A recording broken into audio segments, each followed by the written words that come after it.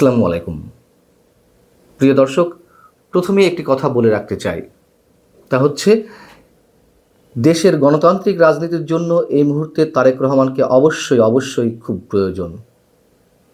এবং তারেক রহমানও যে মনে প্রাণে দেশে এসে রাজনীতি করতে চান সে কথাও বিশ্বাস করতে চাই। তবে তার জন্য সবচেয়ে বড় বাধা এই মুহূর্তে যুক্তরাষ্ট্র, যে বিষয়ে এর আগের একটি পর্বে আমি আপনাদেরকে কিছুটা ধারণা দিয়েছি, সে বিষয়ে আজ আরেকটু খুলাসা করতে চাই তথ্য প্রমাণ দিয়ে। এবং আমাদের অনেকেরই ধারণা, অধিকাংশ মানুষের ধারণা যে তারেক রহমান ব্রিটেনে আছেন রাজনৈতিক আশ্রয়ে, অথবা তিনি রাজনৈতিক আশ্রয়ের জন্য, অ্যাসাইলামের জন্য আবেদন করে বসে আছেন। আসলে কি বিষয়টি তেমনই? আমার মনে হয় না। আমি যতদূর জানি যে তারেক রহমান ব্রিটেনে ডিপেন্ডিং ভিসার জন্য আবেদন করেছেন। কেমন?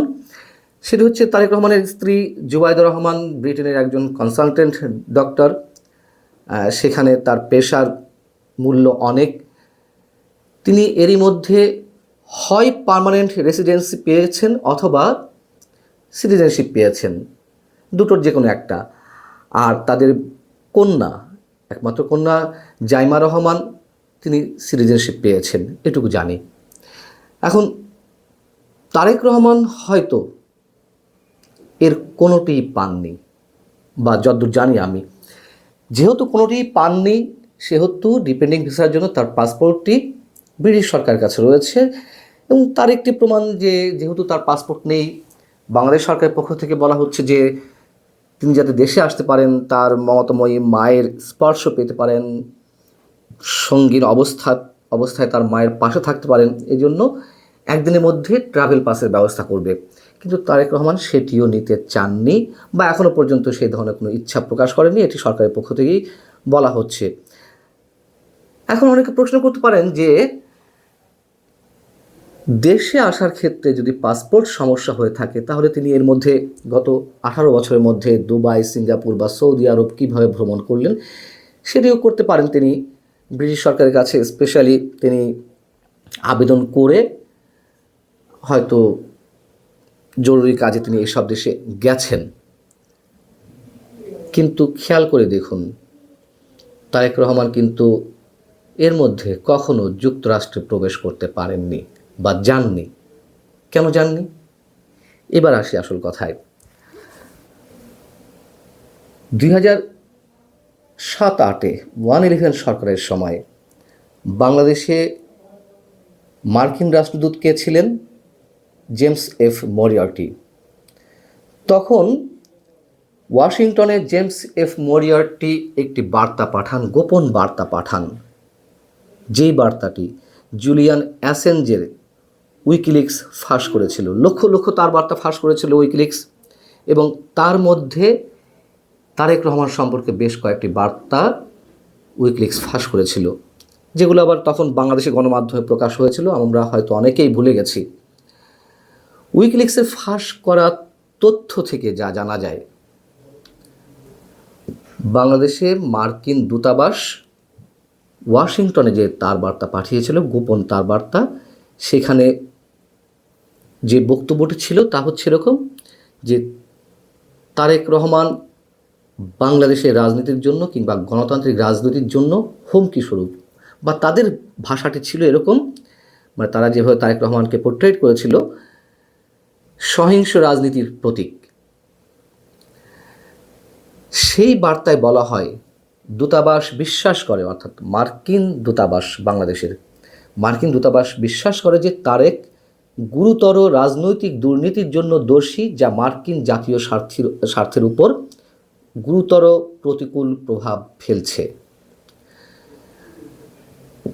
এটি জেমস এফ মরিয়ার্টি পাঠিয়েছিলেন 2008 সালের নভেম্বরের 3 তারিখে, এবং উইকিলিক্স এটি ফাঁস করেছিল 2011 সালের 30 আগস্ট।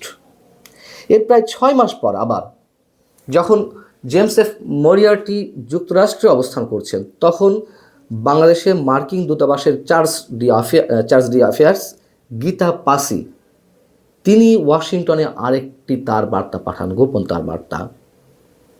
এতে বলা হয়, তারেক রহমানের ভিসা বাতিল করার সিদ্ধান্ত নেওয়ার কথা বিবেচনা করছে মার্কিন পররাষ্ট্র দপ্তর।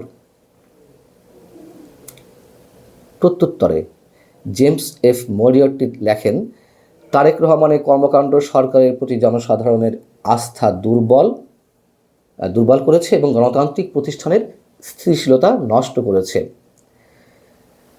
এই যে 2008 সালের গোপন তার বার্তা, 2025 প্রায় 17-18 বছরের মধ্যে পানি গড়িয়েছে অনেক। আমার ধারণা যুক্তরাষ্ট্রের নথিপত্র এখনও সে অবস্থায় আছে। কাগজে কলমে যেভাবেই হোক তারেক রহমানের প্রতি যুক্তরাষ্ট্রের মনোভাব এই অবস্থায় এখনও পর্যন্ত আছে। এর আগে আপনাদের জানিয়েছিলাম, বা অনেকেই আমরা জানি বা বিশ্বাস করি, তারেক রহমানের জীবনের হুমকি রয়েছে বাংলাদেশে। এ কথাও সত্য, অনেকে মনে করেন, আমারও তেমনটা মনে হয়। এবং সেই হুমকিটা ইউরোপের কোনো একটি দেশ থেকে, অনেকে বলেন তুরস্ক যাদেরকে ফাইন্যান্স করছে বাংলাদেশে যেসব উগ্রবাদী গোষ্ঠী রয়েছে, সেই উগ্রবাদী গোষ্ঠী তারেক রহমানের জীবনের হুমকি। যুক্তরাষ্ট্র হয়তো এর মধ্যে তার মনোভাব বদলাতে পারত, কিন্তু যোগাযোগটা হয়তো সে পর্যায়ে হয়নি। যার কারণে এর আগের পর্বে আমি আরও একটি কথা উল্লেখ করেছিলাম। গত 15 জুলাই লন্ডনে তারেক রহমানের সঙ্গে ডক্টর মোহাম্মদ ইউনূস সাহেবের যে বৈঠকটি হয়, 1-to-1 বৈঠক, কি এমন গিভ অ্যান্ড টেক হয়েছিল যে তারেক রহমান বিএনপির যে জোরালো দাবি ডিসেম্বরের মধ্যে নির্বাচন করতে হবে, সেটি থেকে ফেব্রুয়ারিতে তিনি চলে গেলেন। এবং অনেকেই অনেক ধরনের কথাবার্তা বলছিল, অনেক ধরনের নোংরা কথাবার্তাও হচ্ছিল, কিন্তু আমার যেটি মনে হয় সেটি হচ্ছে, এর আগেও আপনাদের বলেছি, যুক্তরাষ্ট্রের এই বিষয়টি ফয়সলা করার জন্যই সম্ভবত ডক্টর ইউনূসকে বলেছিলেন তারেক রহমান। ডক্টর ইউনূস সেটি লুফে নিয়েছিলেন এবং তারেক রহমানকে আস্থায় আনতে সক্ষম হন ফেব্রুয়ারিতে নির্বাচনের বিষয়ে। এই ছিল সম্ভবত আন্ডার টেবিল এগ্রিমেন্ট।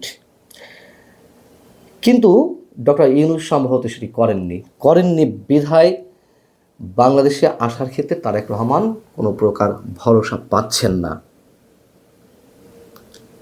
তার কারণ যুক্তরাষ্ট্র এখনও তার অবস্থানে আছেন। এখন যুক্তরাষ্ট্রকে আসলে কোন অবস্থানে আছে, মানে তার জীবনের হুমকি? নিশ্চয় না। আগেই বলেছি, যুক্তরাষ্ট্র তার জীবনের জন্য হুমকি নয়, বরং তারেক রহমান যেটি চাইছিলেন বা চাচ্ছেন যে এদেশের নিরাপত্তার বিষয়টি যেন যুক্তরাষ্ট্র তাকে নিশ্চয়তা দেয়, অথবা ভারতের কাছেও তিনি সেই বিষয়টি আশা করেন।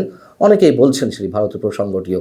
যেহেতু তারেক রহমান ব্রিটেনে এখনও পর্যন্ত কোনো প্রকার স্ট্যাটাস পাননি, সেখানে বসবাসের জন্য মানে অস্থায়ীভাবে আছেন, এবং আমরা জানি সেখানে অন্য কোনো দেশের নাগরিক 5 বছর থাকার পর পার্মানেন্ট রেসিডেন্সির জন্য আবেদন করতে পারেন বা সেই স্ট্যাটাসটি পেয়ে থাকেন। কিন্তু যুক্তরাষ্ট্রের নতুন যে আইন, সেটি বলছে যে অন্য কোনো দেশের নাগরিককে যুক্তরাষ্ট্রে স্থায়ীভাবে বসবাস করতে গেলে ন্যূনতম 20 বছর থাকতে হবে। যদিও সেটি এখনও কার্যকর হয়নি। যদি কার্যকর হয়, অবশ্যই তারেক রহমানকে আরও কয়েক বছর অপেক্ষা করতে হবে। এটি কার্যকর হলে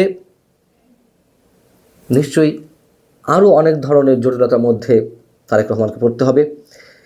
সেই জায়গা থেকে ব্রিটেনের সব আশা ভরসা বাদ দিয়ে তিনি তো দেশেও আসতে পারছেন না, তার কারণ জীবনের হুমকি। যদি বিএনপি কখনো ক্ষমতায় আসে, তখন হয়তো সব ছেড়ে ছুড়ে, ব্রিটেনের সব কিছু ছেড়ে ছুড়ে তিনি বাংলাদেশে আসতে পারেন। কিন্তু এখন কি হবে? বিএনপি চেয়ারপারসন বেগম খালেদা জিয়ার শারীরিক যে অবস্থা, সেক্ষেত্রে যদি কোনো অনাকাঙ্ক্ষিত সংবাদ আমাদেরকে পেতে হয়, তাহলে নির্বাচনের আগে বিএনপির হাল কে ধরবে? সেদিক থেকে সম্ভবত জুবাইদা রহমানই বিএনপির এখন শেষ ভরসা। আশা করি বেশ খানিকটা স্বচ্ছ ধারণা আপনারা পেয়েছেন। ভালো থাকুন সবাই। আল্লাহ হাফিজ।